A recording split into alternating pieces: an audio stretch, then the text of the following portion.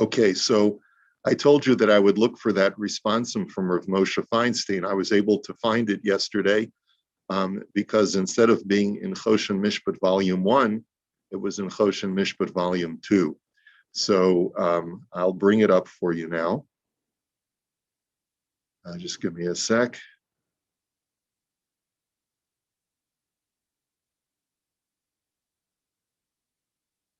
I'll share my screen with you. This is actually the typeset page from the original Igros Moshe. So it's a little bit different. No one there? Okay. Okay. So if you can see the screen in front of you, I hope you can see it. Rav Moshe's tshuva is Choshen Mishpat Volume 2, Siman Yud Ches, Bidvar Ishun Sigaretin Bebeis HaMedrash Ubeis HaKnesses Shemafriya La'acherim. Regarding smoking cigarettes in the Beis Medrash and in the shul when it bothers other people. This tshuva is written in 1981, 5 years before Rav Moshe passes away. And as you can imagine, this is a time of changing tides in social attitudes towards smoking cigarettes. I mean, this was in the 80s. I remember that people were still smoking cigarettes in public places, in restaurants, and right. And so they probably changed sometime in the 80s or 90s. So Rav Moshe states as follows: Hine bidvar ishun sigaretin bebeis hamedrash ubeis haknesses shalomdim umitpalalim kol chaverei hakolel. He says, here's the issue. You have a beis medrash or a shul where you have a room where everyone is learning and davening together. Sheyesh avrechim she'inam yecholim lisbol ha'ashan. He says there are many young men who are there learning in kollel, and they're not able to tolerate the cigarette smoke. V'gam mashma shekosha legufam shecholim mizeh. He says, and it also appears, based on the way that you've described the situation, that many of them get physically ill. You know, they can't tolerate it.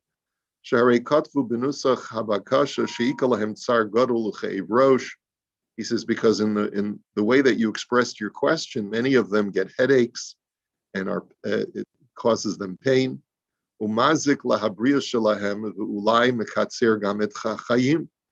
And you expressed your concern that secondhand smoke adversely affects their health, and it could actually shorten their lifespan. He says, and even without receiving your letter, it's already a well-known established fact that cigarette smoke is something that is harmful to many people. He's not prepared to say that it's harmful to everybody. Rav Moshe doesn't write that, but he says, as we know, it's harmful to many people. He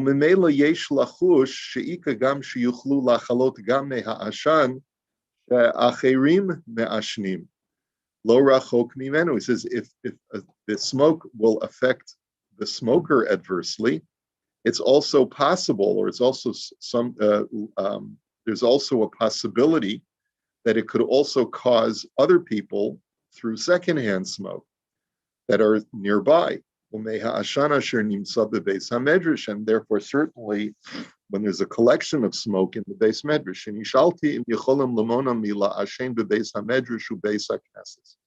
so that's the basis of your question, where you asked me the question: is it acceptable for these people to prevent people from smoking? V'hinei pashuru barur sha'afilu im lekach shash sakana. He says, what's clear, without a doubt, is that even if people don't get sick from cigarette smoke, but rather it's difficult for them to endure it, and it causes them discomfort. That's what the word mitzta'arin. They are in discomfort or in distress from the smoke. So then asur shamla ashen. So then if that's the case, if you have people who are in distress from just inhaling secondhand smoke, even if it's not a health hazard, but it just causes them discomfort, then you're not allowed to smoke. Ki af rak begire didei shuhu grama mashmash keha lahamid sulam pachos midalad amos mishovach nechshav gira didei. He says the example that's brought in the Gemara is to set up a ladder within 4 amos of a dove coop, which is considered to be causing direct damage. Now, why a ladder causes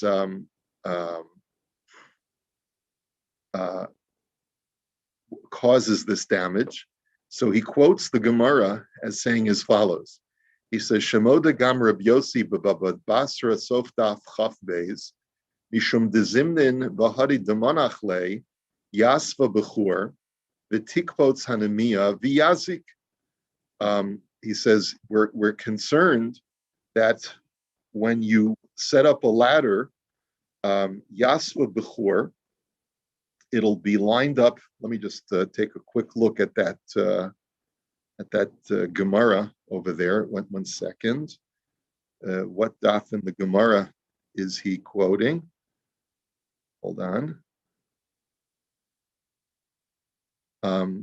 Baba Basra Sof Daf Chaf Beis. Sec.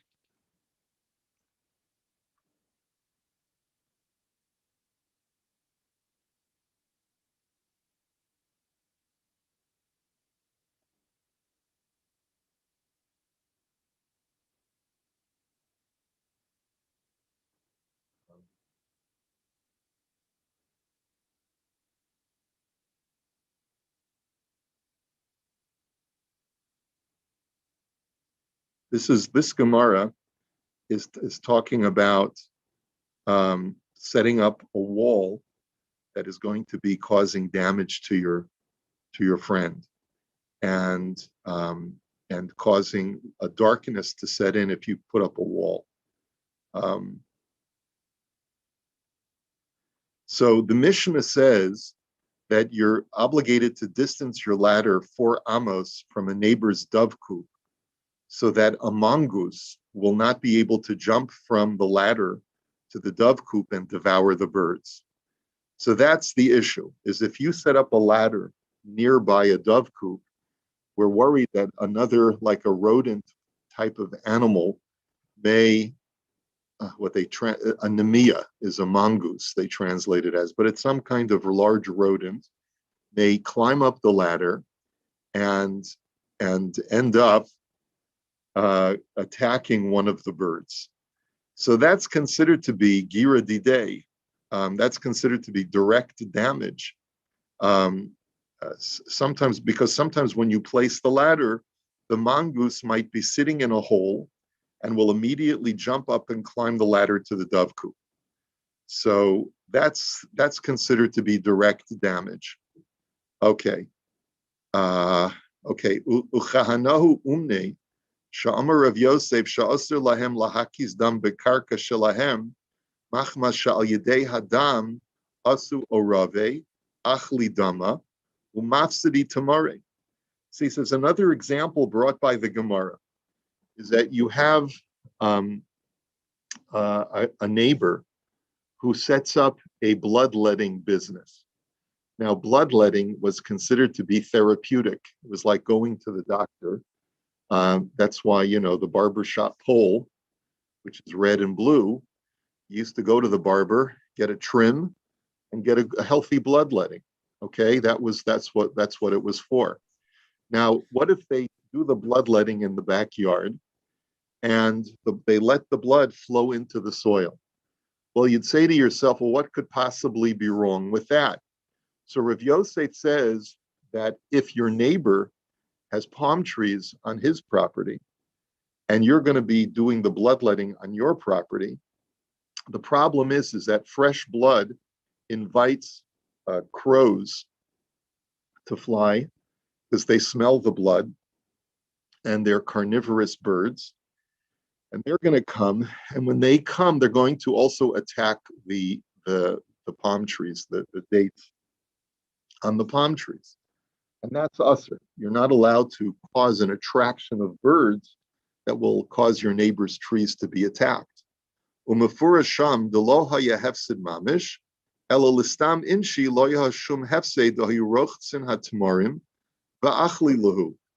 He says the problem is not so much that the crows are going to eat the dates, but they're going to poop all over the dates. They're going to get their waste on the dates. So most people do not mind. They'll wash the dates. But the Rakla Rav Yosef Shahaya Istanis Lahaya Ochel Tmarim Keilu. But there were some people like Rav Yosef who were very fastidious, and if they would find dates that had been pooped on by a bird, they wouldn't eat those dates. I don't know about you. Maybe you'd wash them off, maybe not. But he says, even if there are some people who will not buy dates that have bird poop on them, I am causing damage by attracting crows that will poop on my neighbor's palm trees. The gamlo mashma shahaya Rav Yosef nechela mizeh im haya ochlam, aval haya lo tsar gadol ochlam. And it sounds like the reason why Rav Yosef prohibited the bloodletting on the neighbor's property was not because he would get sick if he ate the dates that had bird poop on them, but rather he just wouldn't eat them. Nonetheless, if I cause even discomfort, if I cause even someone's palm trees to have less desirability, and I create a nuisance nearby them, that's considered to be a mazik, and it's therefore us. He says, "Va'ayin berambam perik yud aleph mishchenim halacha hey, shekasav dina de Rav Yosef gam b'mesha ha'adam mitzta'er mikol v'tziftzuf ha'orvim." He says the Rambam extends this, and he says that if I do something on my property to attract crows, and the neighbor doesn't have palm trees, but the neighbor is just bothered by the constant crowing of the crows. Crows can make a lot of noise. And if I do something, if my neighbor does something on his property that is going to attract a lot of crows, and through that there's going to create a lot of noise of the chirping or crowing of the crows, so that's also a form of damage. Mishum shemifaresh shnei perushim b'tzara de Rabbi Yosef mipnei aninus daite. He says because the Rambam has a different way of interpreting that Gemara. He says that Rav Yosef's distress was not because of the bird poop on the dates, but rather was because of the nuisance of the noise. Utravayu emes ladina kideisa b'lechem mishnah. He says, and both interpretations of the story are correct, as the Lechem Mishnah commentary on the Rambam points out. Delochein afim nema de Rav Yosef lo haya ochlam klal lahaperos keshara biyada dehaya lehem dam. He says, and therefore, even if Rav Yosef would never have eaten the dates, because he would see not so much the bird poop, but the way the Gemara describes it, that the crows would use their beaks to drink the blood from the ground, and then they would fly onto the date trees and get the blood on the dates. He says that's why Rav Yosef wouldn't eat them. He says, "V'lo hayo raya shebishvil ezatzar ba'alma lehayachid nami aser, hareika raya mimasha bishvil tzar shmias hatzitzuf devadai urakapeda ba'alma v'as." He says, so even if you're going to say that that's a real form of damage because they're damaging Rav Yosef's dates, but there's a secondary consideration, and that consideration is the nuisance of the noise that is created by the birds that I've attracted onto my property. So clearly, just creating a nuisance on my property, which causes discomfort to my neighbor, is going to be usher. And we're going to discuss that more carefully when we get into the Bi'urim, and we're going to talk about noise making on a neighbor's property. Aval be'etzem ein lomar dahayazem mishum shelo achal Rav Yosef es haperos, dimkein my time alo moel chazaka dahakeshenu ochel haperos, lo soval shum tsa'ar mitzad aninus daite. He says, going back to the interpretation of the Gemara, you cannot say that the sole criterion in that story was that Rav Yosef did not eat the dates, and that was a tangible loss to him. He says, because if that were the case, then if the neighbor had a chazaka, that this was always being done, then it would be an argument that he could make against Rav Yosef's situation.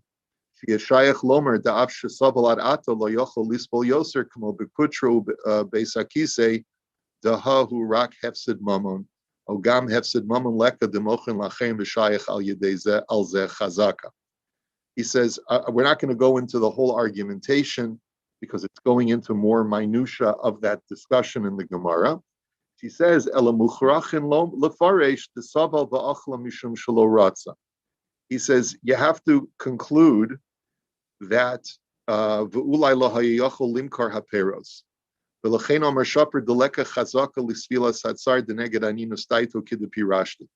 have to conclude that no one can claim that they have a chazaka against causing someone a nuisance.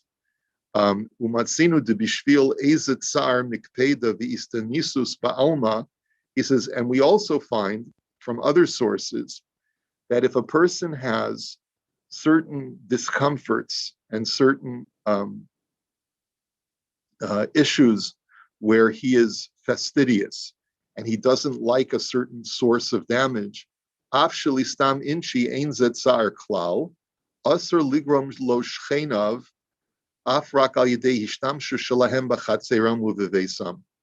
you're not allowed to do something even if it's exclusively on your own property, if that action will cause a nuisance and disturbance to your neighbors, even if your neighbors are somewhat fastidious.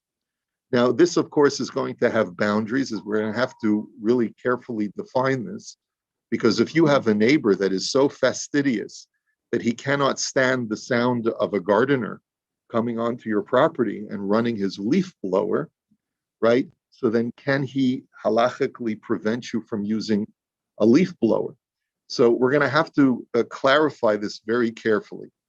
But he says, but there are instances where a neighbor can prevent you from doing something that creates a disturbance.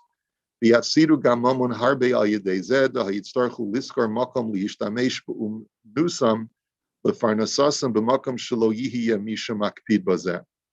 this could actually require, when a neighbor has a right to protest, could cause the other neighbor to expend great amount of finance in order to set up his business elsewhere. So if I'm setting up a business in my backyard and my neighbor finds it to be a nuisance, my neighbor does have a right to protest, even if it's going to cause me great financial loss to relocate my business.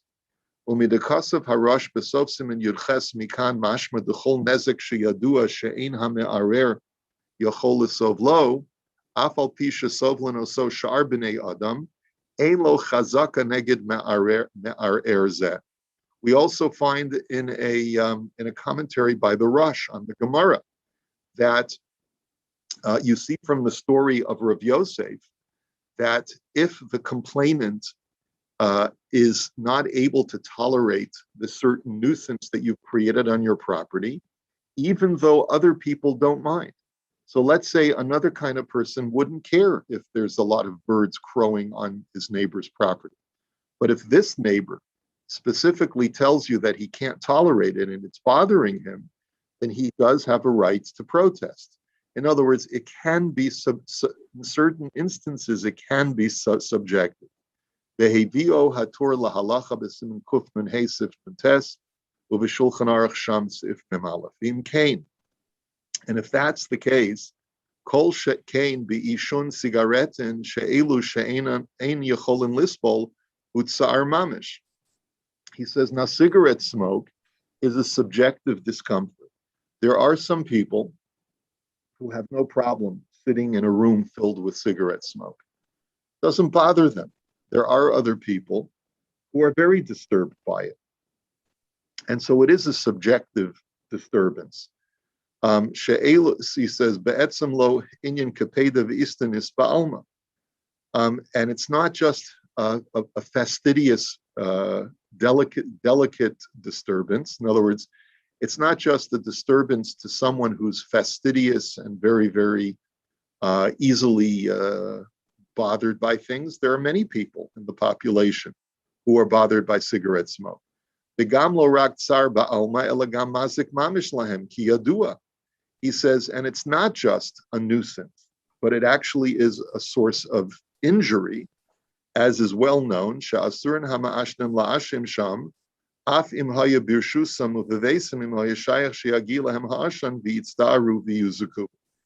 says, I guess because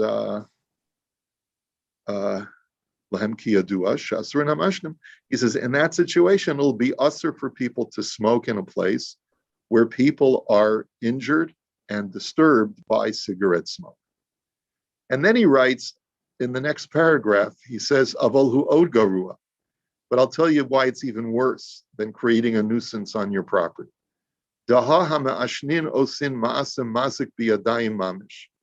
He says, because when you smoke, you're actually causing direct damage with your person.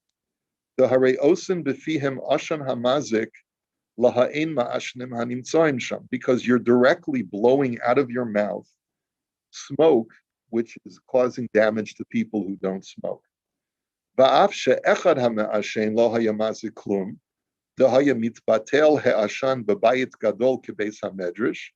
He says, maybe you could make the argument that there's no individual smoker that you can point to who's causing the problem. Because if you have a very large room, okay, and there's one person smoking and there's hundreds of people in the room, so maybe you could make the argument that this one smoker, his smoke would dissipate in the large room.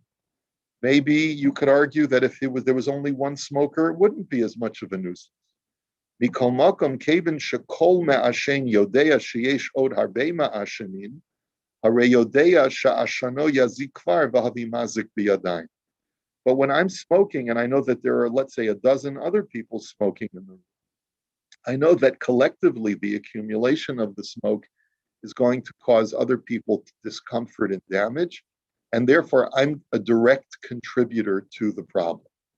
Upasha, shim hayu based in smuchim bedanin dine chavalos, hayu govin gamama, demei shumas hatzar.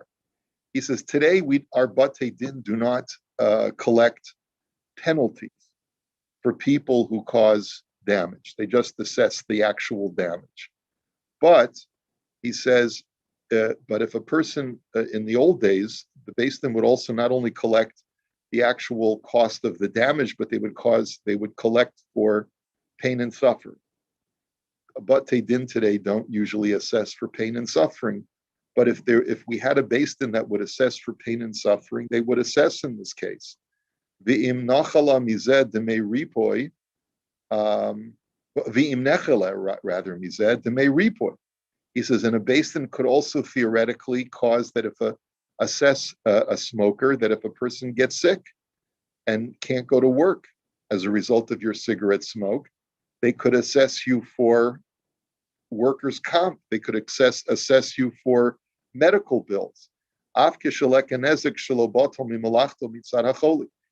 if the guy didn't have to take time off of work, but his body was compromised in some way, a Beis Din could theoretically assess that damage.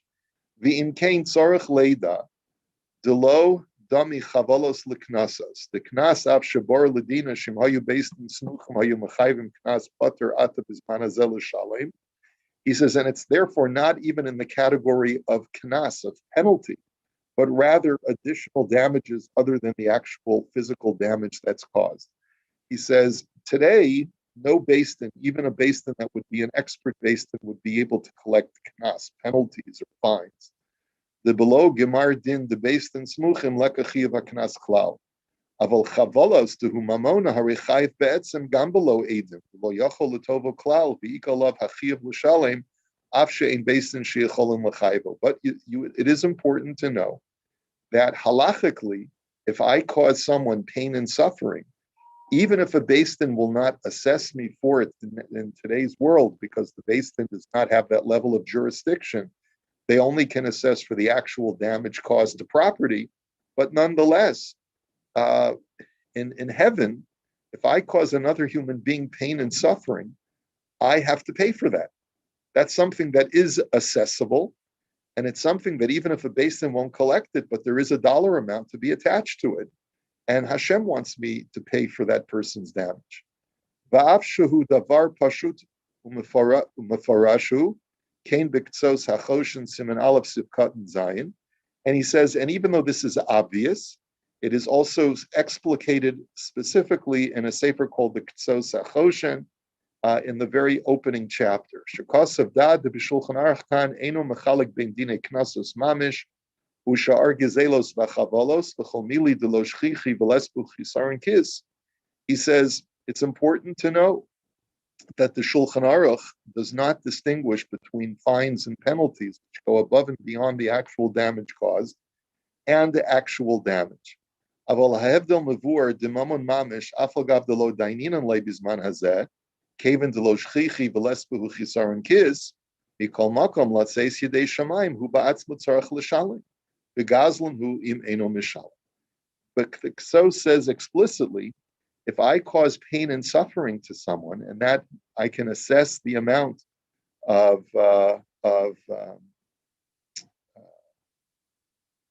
damage that I've caused to a person by getting him sick or getting him causing him discomfort and disturbance through my actions, that is something that Hashem will hold me accountable for.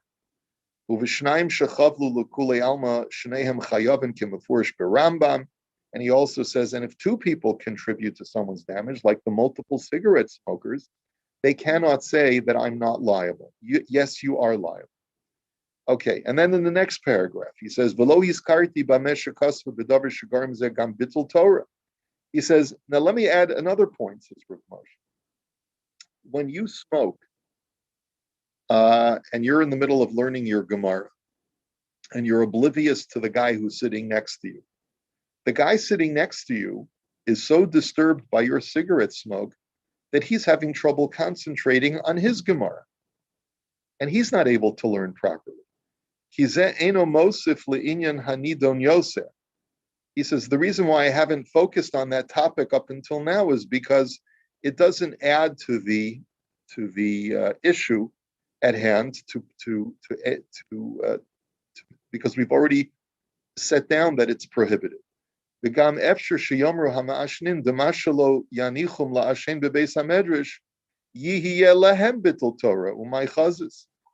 furthermore, maybe the smoker will say, like I told you from my Rebbe in Yeshiva, they'll say, well, if I can't smoke, I can't learn because I can't focus my mind unless I smoke. He says, Aval hadin barur u pashut kedekasafti. But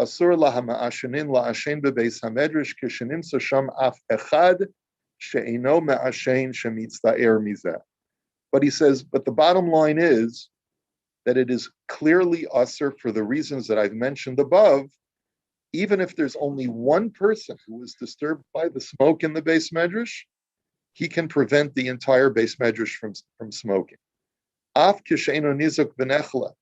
And that's true, even if he cannot demonstrate an actual illness that he incurs because of it. The kol shekain kisheyesh lachuf gam lechalot v'lizok mizeh, afim le'inyan bittul Torah yoter bittul kishelo yanichu lahamashnim la'ashein. He says, and I go even further and I say that even if this will diminish the amount of Torah learning, if we prevent people from smoking, I still maintain my position. The bechol ofen asr lahamashnim la'ashen bebeis hamedrash ubechol makom shenimsam inshi delo mashnim v'armim shemazik lem ba'afim rak mitzdarim levad. Because that's the final halacha, that even if people are not getting sick from it, but it just causes a nuisance for them, it disturbs them, then that is enough of a sufficient reason to asr everyone else in the Beis Medrash from smoking. And then he finishes and he says, that I am a friend of you, I'm a friend of every single member of your kollel, and I am certain, I'm sure everyone will heed my ruling and conform to this halacha. the Yashrei Hashalom ben Hachaverim v'Chachmei HaTorah, and that there will be peace finally arrived at between all of the members of your kollel. And obviously this was creating a lot of controversy. People were very disturbed by it, but Rav Moshe held to his guns, and he felt that this was very, very important. Okay, now I know that even though in the United States and Canada, it's become so commonplace and so socially accepted for people to no longer smoke publicly that there's nothing to talk about. I know in Eretz Yisrael, up until only very recently, this was still a very serious issue of people wanting to smoke in the Beis Medrash. Perhaps in some Batei Medrash it still exists, I don't know. All right, we've gone over time. Let me wish you all a